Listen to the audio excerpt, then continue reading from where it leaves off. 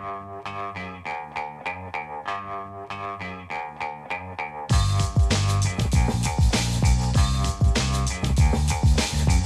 the Brian Lehrer Show. I'm Kusha Navidar, filling in for Brian today here on WNYC. So you probably remember back in October when a duo of thieves broke into the Apollo Gallery at the Louvre Museum in Paris and made out with a little over $100 million worth of French crown jewels. Here's what I found equally interesting.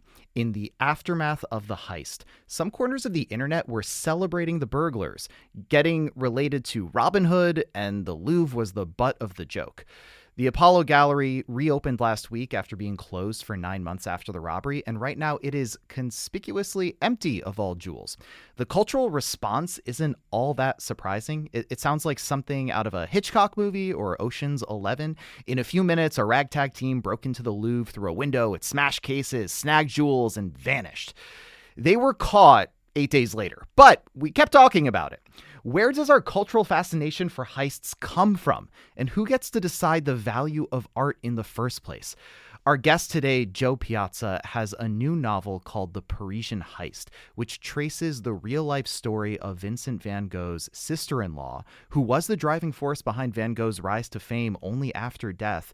And she braids that story with a fictional tale of a contemporary all-female art heist at the Musée d'Orsay. We're also joined by Anthony Amore, who helped Joe research this book. He is one of the country's leading experts on art crime and serves as the director of security at the Isabella Stewart Gardner Museum in Boston, which, interesting note, was the site of the biggest and still unsolved art heist in history back in the early 90s. Anthony, Joe, welcome to WNYC. Thank you. Hi, thanks so much for having us. Great to have you here. And listeners, we want to hear from you. What is it about heist stories that fascinate you? What do you remember about the Louvre heist, or any heist you can remember, and what made you pay attention? Have you ever successfully committed a heist? Or unsuccessfully? You can be honest. We're taking your calls and texts at 212-433-9692. That's 212-433-WNYC. So, Joe, while we wait for these calls to come in, let's talk about the history of the heist as we understand it today. When did these kinds of glamorous burglary cases enter the public imagination?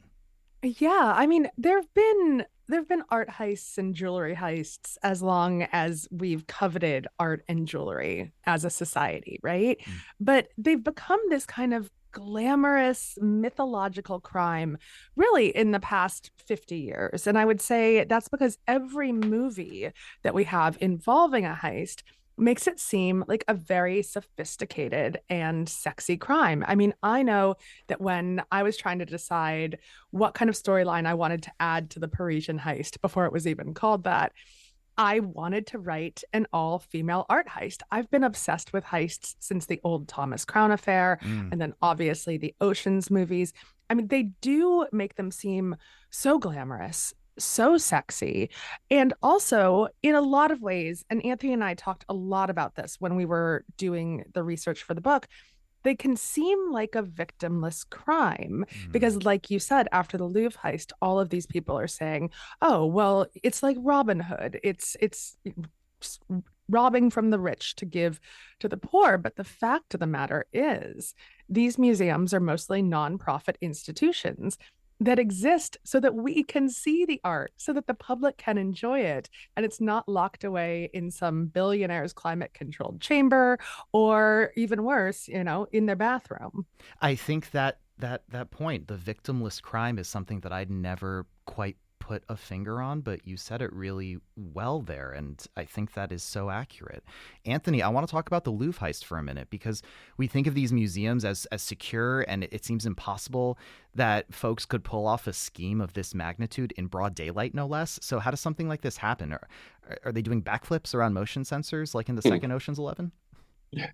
No, they certainly are not. They used brute force in the theft at the Louvre, as you've probably seen from videos of the thieves up on the balcony breaking through the glass and then breaking through the cases with heavy tools to do so. These things are happening all the time, everywhere. Any place that valuables are stored, whether it's a bank or a jewelry store or a museum. No place is completely impenetrable. In the case of the Louvre, one of the major problems is, and if you haven't been there, you should go, but it's enormous. Yeah. And the number of cameras required to cover that much real estate is huge, and it's very difficult to have enough people paying attention 24/7 to everything the cameras are showing in order to respond. It's a very, very difficult thing to protect, although artificial intelligence is going to bring us leaps and bounds closer to being 100% secure.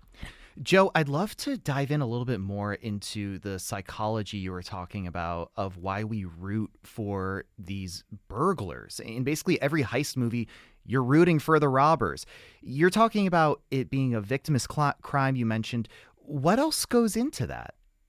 Well, I also think that it whets our appetite for thinking about and mentally planning a crime that isn't necessarily bloody, where it doesn't feel like someone gets hurt. I mean, because again, people view museums as these grand institutions that have so much money. And so you can plot a heist in your head. You can walk into a museum, and trust me, when I was writing Parisian Heist, I asked so many people, I'm like, have you ever thought about how you'd pull off a heist? And 80% of people will say, let me tell you how Let I me would tell do you. it. Yep. Let me tell you. Okay. And I've absolutely thought about it.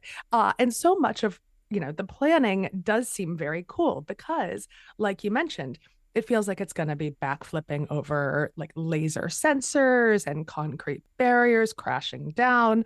And as we saw with the Louvre heist, and as Anthony told me when I was asking him all of my research questions for the book, it's so much more basic than that. I mean, it's often, as Anthony said, in the case of the Louvre, a smash and grab, or someone with some insider information, so they know when the guards will be there, when the guards will be changing, and my book, Parisian Heist, was actually finished when the Louvre heist happened. And Anthony and I had spent hours on the phone plotting my heist.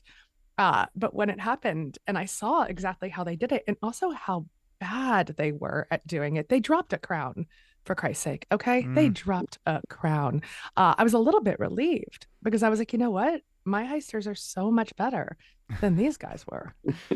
Let's go to some callers and a text I want to read. First, the text: I committed a heist in my high school days when I left a joint at a party that got busted by the police and later broke into the house and successfully recovered the joint.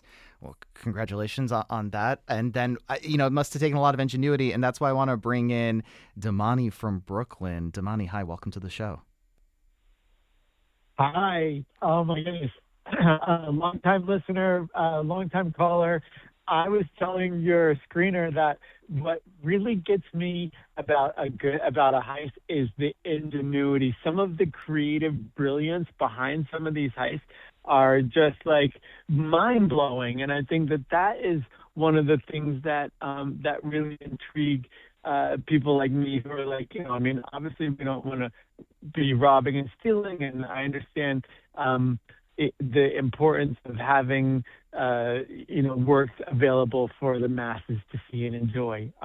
But I tell you, I was telling the screener one example, and someone mentioned already the Thomas Crown Affair, and the latest version where like they have the choreography of all of these people involved is also another very creative way to I guess perform. Damani, thank you so much for that call. Really appreciate the choreography, the ingenuity. That resonates with me at least.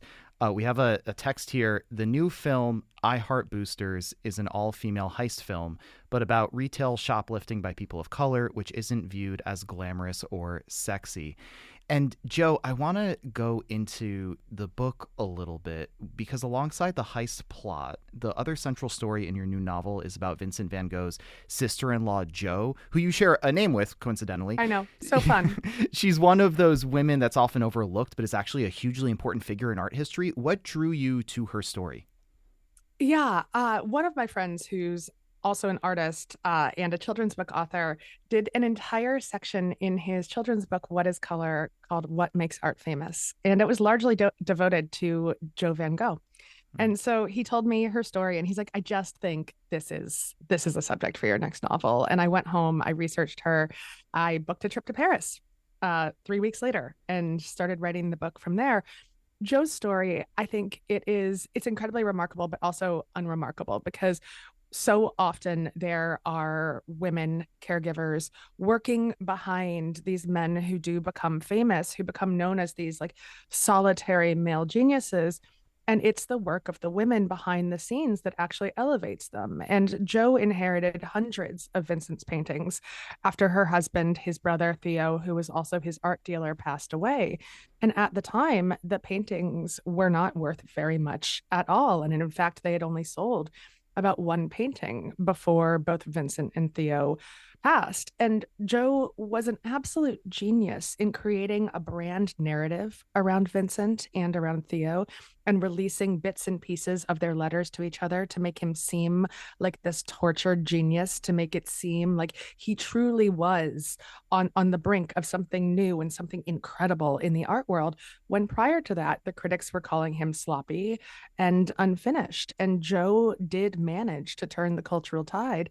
She also pitted different dealers and galleries against one another, holding art back to make it worth more than other people expected that it should be. And I mean, in that way, I say I think she's one of the earliest influencers, one of the earliest brand marketing geniuses, and we would not know Vincent van Gogh so well. You know, we wouldn't have sunflowers on everything from boxer shorts to cat collars without Joe's forethought. Without Joe's forethought. Yeah. Exactly. Anthony, you work at the Isabella Stewart Gardner Museum in Boston, where the biggest art heist ever happened in 1990. The thieves made off with over $500 million worth of work, pieces by Rembrandt and Degas, and still none of it's been recovered. The museum has preserved the blank spaces where those pieces used to hang. There's an effort to make visitors aware of what's missing. Why is that important? Well, you know, especially at the Gardner Museum, where Mrs. Gardner's will dictates that nothing can ever be changed or replaced or moved. It's really important for the world to understand these great masterpieces have only one home, and that's here at the Gardner, exactly where they were when they were taken. So it really resonates with people. I think it helps to indicate the weight of this theft and the loss. So I think that's the reason it's so popular with visitors. Let's go to Jim in Brick Township, New Jersey. Hi, Jim. Welcome to the show. Hi. I told your screener something I was fairly certain on, and I'm looking here online, that the password for the Louvre Museum's security system was Louvre. And I think that we fact-checked that, and it is correct. Joe, Anthony, with the time that we have left here, I want to know, with some stuff just can't be made up, right? Like, I don't know if you discovered that on your own research, where the truth was stranger than fiction. Joe, let's start with you quickly. Oh yeah, absolutely. And I'm a huge fan of Anthony's nonfiction books, in particular the Rembrandt Heist, and that was kind of my in to discover him. And it's true, the real life stories behind these heists. Sometimes my editor would read them and be like, "That is too crazy. Like, you cannot write this. The reader is not going to believe it." And I'm like, "No, but this is what happened in this actual real life heist." And so yeah, I mean, you really just can't make it up. And I completely understand the Louvre passcode, because my phone passcode is still 55555. Oh, I don't. Well, yeah, maybe you should change that now that you said on air. Who knows? My husband's been trying to make me change it forever, and now is the time. And Anthony, really quickly, we've got about 30 seconds left. For you, is there any truth that remains stranger than fiction for you in your work as you look at how to protect these pieces of art?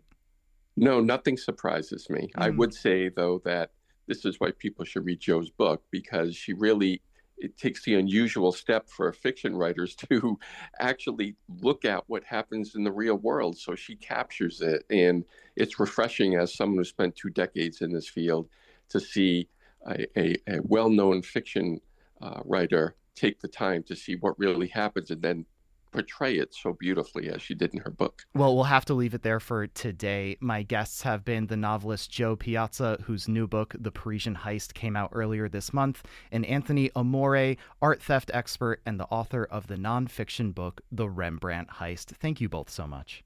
Thank you. Thank you. All right. Thanks to the team at The Brian Lehrer Show, Lisa Allison, Mary Croak, Amina Cerna, Carl Boisrond, and Esperanza Rosenbaum, with help today from Sasha Linden-Cohen.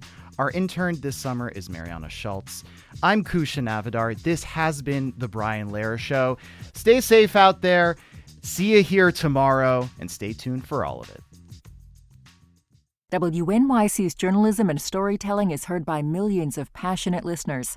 Sponsors of our programming gain our listeners' attention and their respect. Learn about how your organization can support WNYC and WNYC Studios at sponsorship.wnyc.org.